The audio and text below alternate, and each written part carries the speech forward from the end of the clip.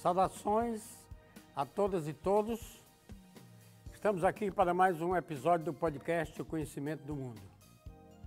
Meu nome é Tarcísio Pequeno, sou professor da Universidade de Fortaleza.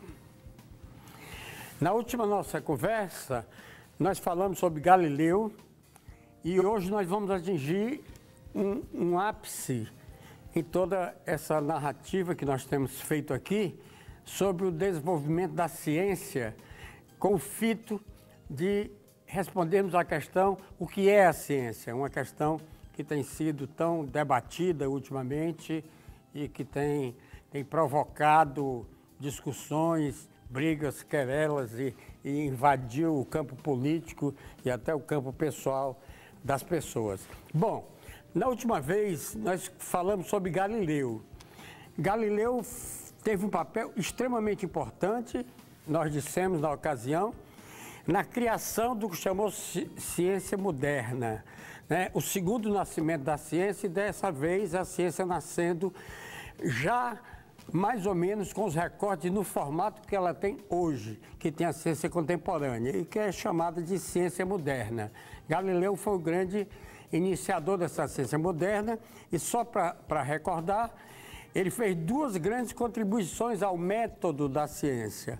Uma delas foi matematizar a ciência que até então, baseado numa tradição que vinha de Aristóteles, a ciência que se fazia, primeiro, era junto com a filosofia, formando uma unidade só, e era de caráter qualitativo. Aristóteles escreveu uma física, mas essa física de Aristóteles era qualitativa, falava a respeito dos fenômenos físicos com propriedade, porém ele não matematizou a física, assim como Aristóteles deu uma tremenda contribuição à nossa história do conhecimento, que foi a criação da lógica, mas, por sua vez, Aristóteles também não matematizou a lógica, que acabou sendo matematizada apenas no século XIX, pelo Frege, já no final do século XIX, né? Então, o Galileu, no século XVI,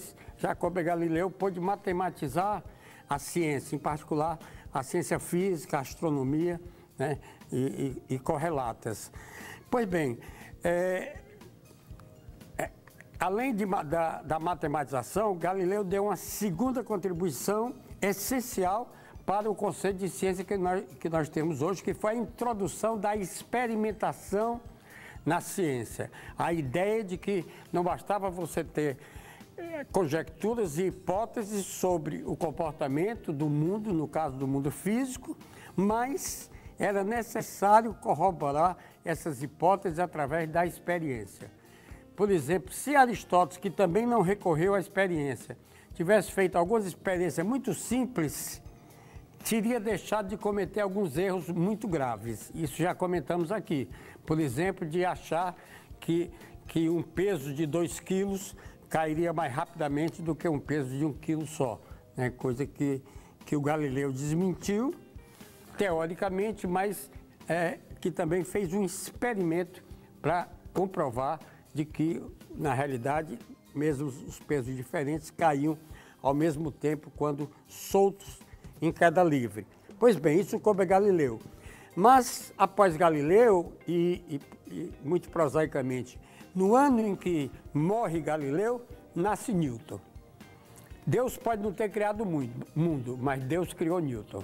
Deus disse, faça-se Newton. E aí apareceu Newton, que esse sim foi o grande criador, sendo propriamente o primeiro grande cientista que podemos considerar moderno, o Newton, que baseou-se, como ele próprio diz, no trabalho do Galileu. Nas palavras dele, ele diz que subiu nos ombros de Galileu para enxergar mais longe. Ele baseou-se em Galileu, mas foi além de Galileu. E hoje nós vamos discutir quais foram essas façanhas do Newton. Bom, de uma maneira geral, é bom nós entendermos como era a concepção do mundo, do sistema solar, do universo, de uma maneira geral, e da posição do homem e da terra nessa concepção. Durante toda a Idade Média e no começo no começo da Renascença, que é quando nós encontramos Galileu, prevaleceu a crença de que o universo foi todo feito para o homem. Todo o cosmos, tudo que foi criado para o homem. Havia a ideia, que vem da Bíblia, de que o homem foi feito à imagem e semelhança de Deus, e como tal, não só isso, Deus criou todo o universo, e hoje nós sabemos que é o universo pra caramba. Esse é de longe o maior latifúndio que alguém jamais imaginou. E criou isso tudo para uma espécie só, que seria o ser humano. E com a sua morada no planeta Terra. Então, para o homem medieval e do início da Renascença, todo o universo foi criado para o homem. E havia o Sol, que foi criado para aquecer o homem, havia a Lua, que foi criado para embelezar a vida do homem, e havia toda a abóbada celeste com seus milhares, milhões, bilhões, trilhões, quintilhões de astros, só para fazer umas luzinhas, né, pulsando para deleite do homem. Todo o universo, toda a nossa galáxia e todas as galáxias, e hoje em dia a gente sabe que esse universo, né, é muitas vezes maior do que o universo que se imaginava naquele tempo, né? Então é um universo imenso, todo criado para o homem. Galileu foi o primeiro, teve uma importância enorme em furar essa bolha, com duas razões. Uma, por aderir à teoria do Copérnico, do Sol no centro do sistema solar. Isso foi um choque e, por conta disso, Galileu, como nós vimos, quase que vai queimado na fogueira da Santa Inquisição, por heresia, porque essa teoria do Copérnico, adotada por Galileu e, como veremos, depois adotada por Newton, só que com Newton não correu os mesmos riscos que Galileu correu, por duas razões. Primeiro, Newton foi um século depois, então já não era tão escandaloso assim o Newton defender a posição heliocêntrica, né? Segundo, Galileu estava na Itália, estava no centro da Inquisição e da Igreja e da perseguição pelas heresias, ao passo que o Newton nasceu na Inglaterra, anglicana, inclusive, e aonde não havia uma Inquisição, nenhuma perseguição tão ferrenha. Então, Newton não teve esses dissabores, mas Galileu teve.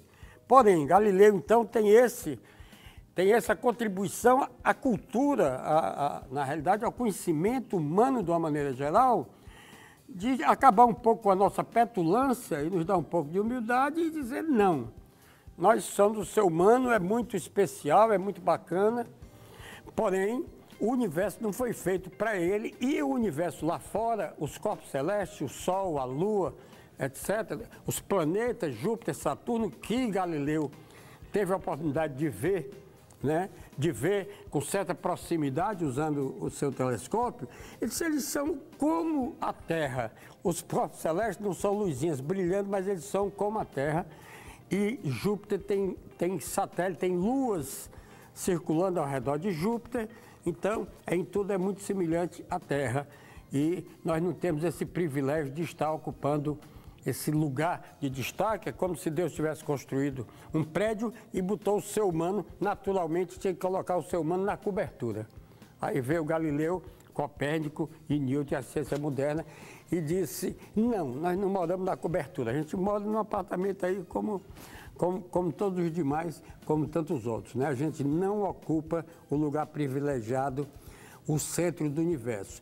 Então, essas contribuições do Galileu foram importantes, mas como eu disse, o Newton veio dar mais consequência e mais profundidade à descoberta do Galileu. Uma, porque enquanto Galileu estudou a forma do movimento, digamos assim, que é a ciência da cinemática, né, Newton estudou a mecânica do movimento, não apenas a forma do movimento, mas a mecânica do movimento. E por mecânica do movimento, eu quero dizer que ele introduziu a dinâmica, ele introduziu na compreensão do movimento uma coisa chamada força, que acaba sendo a força, a fonte do movimento. E, além disso, Newton, ele já deu um formato mais axiomático, mais na forma de uma teoria, como se conhece hoje, as descobertas dele, valendo-se de um estilo que havia sido criado por Euclides, mais ou menos há 300 anos antes de Cristo, né? E com o qual Euclides descreveu a geometria, utilizando-se alguns conceitos básicos, só para recordar os conceitos de ponto, reta e plano, e uma meia dúzia de axiomas de relações entre esses conceitos, e a partir daí todos os teoremas da geometria poderiam ser derivados utilizando a lógica, por exemplo, a lógica de Aristóteles, que já havia sido descoberta. E o Newton apresentou sua teoria de formato semelhante através de princípios ou leis, e enunciou as famosas 3 leis de Newton, que todo mundo aprende na escola, né? Aprende quando está no ensino secundário. Alguns decoram as leis de Newton, mas as leis de Newton são leis simples e são muito bacanas, porque a primeira lei de Newton diz que o corpo não sai do canto, o corpo não sai do lugar, o corpo não se abala, não se move se não houver uma força atuando sobre ele. Ou seja, a chamada lei da inércia. Essa lei diz assim: a tendência das coisas é permanecer como estão. Com uma diferença da inércia de Aristóteles. Aristóteles tinha dito uma coisa semelhante, porém, para Aristóteles, para um corpo se manter em movimento retilíneo uniforme, precisava de uma força que mantivesse empurrando o corpo constantemente. E o Newton não. Também corrigiu Aristóteles, também pôde fazer experimento para comprovar que o Aristóteles estava errado nesse ponto, e ele disse: não, o corpo permanece como estão, e por estão eu quero dizer ou em repouso ou em movimento retilíneo uniforme.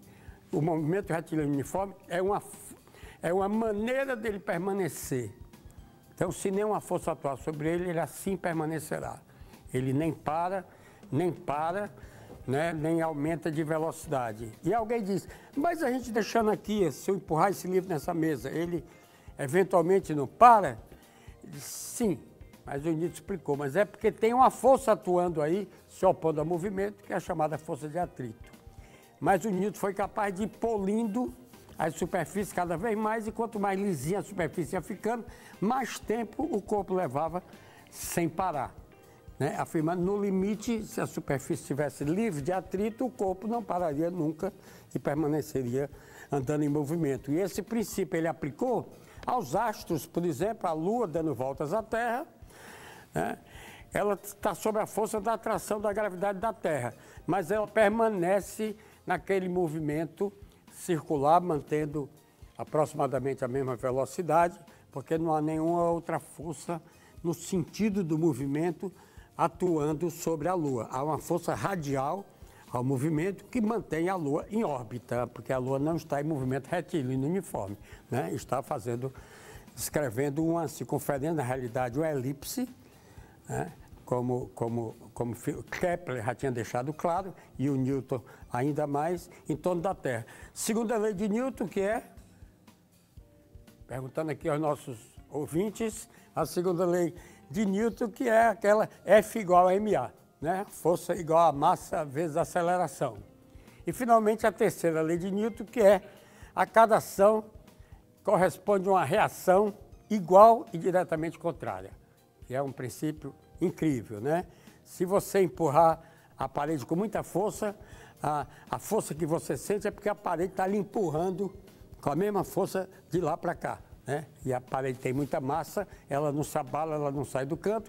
A parede tem muita massa e força é igual a ma. Como a massa da parede é muito grande, então a força que você aplica relativamente à massa da parede é uma força muito pequena, então não produz praticamente aceleração na parede, mas produz uma força de volta para cima de você, né? Por isso que você jogar uma bolinha de tênis na parede, ela volta com quase a mesma velocidade com que ela atingiu a parede. Muito obrigado, até a próxima.